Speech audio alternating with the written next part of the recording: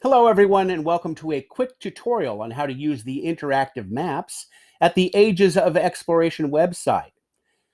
To start with, you'll find that each explorer has a short little paragraph called Quick Facts, and some of the questions in this activity will be based on the information right here, but most of them will be based on the maps. And if you come over to the map here, you can click on it, it'll open up a new window where you have an interactive map. You can drag it around by holding down your mouse button. You can zoom in and out using the scroll button on your mouse or the buttons on your keyboard for plus and minus.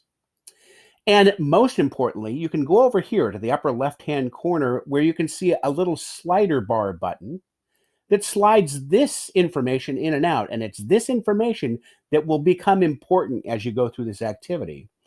This map has layers, much like Photoshop. If you use that, you can turn the layers on and off. For instance, if I just want to see his first voyage, I can turn off the layers for his second, third, and fourth voyages and isolate it down to just his first voyage. And I can go to these little buttons here. You can see where he first left from.